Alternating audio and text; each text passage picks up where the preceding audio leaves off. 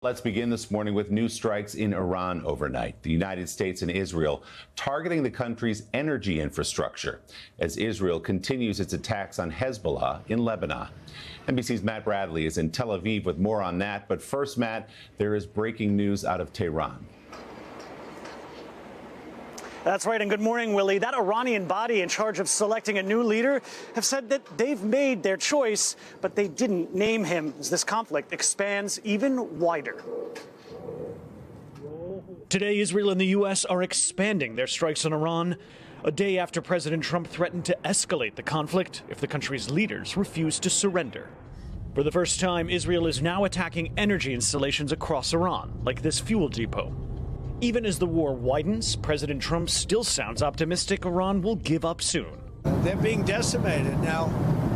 You know, at some point, I don't think there'll be anybody left maybe to say we surrender, but they're being decimated. But Iran is still punching back, with strikes on Gulf states that host American military installations, like this government building in Kuwait City. Iran's president apologized to its neighbors, offering to halt their attacks on Arab Gulf countries if they stop hosting American strikes on Iran. But senior Iranian military officials quickly contradicted him.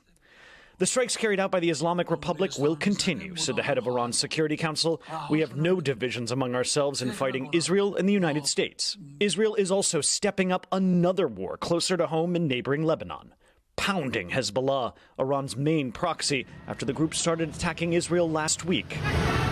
We went to northern Israel to see the fight with Hezbollah up close. It's the kind of thing we've been hearing all morning here, right next to Lebanon. The sound of artillery coming from Israel toward Lebanon, and even the sound of small arms fire from Lebanon right over that hill. This is a hot conflict. During its last fight with Hezbollah, Israel evacuated hundreds of thousands of people from northern Israel for more than a year. This time, Israel's army says its civilians aren't going anywhere, but hundreds of thousands of Lebanese have already been displaced. Colonel R., a commander in Israel's 769 Brigade, covered his identity for his own protection. Soldiers in front of the civilians to make sure that they can stay here. We're not going to evacuate the citizens again here from the north. That's not going to happen. That imminent danger hasn't deterred locals who hope Israel's new offensive will finish Hezbollah once and for all. Hopefully we'll have freer hands to really finish off the job that was supposed to be done about a year ago. And Willie, here in Israel, the death toll has stood at 10 despite those ferocious Iranian counterattacks.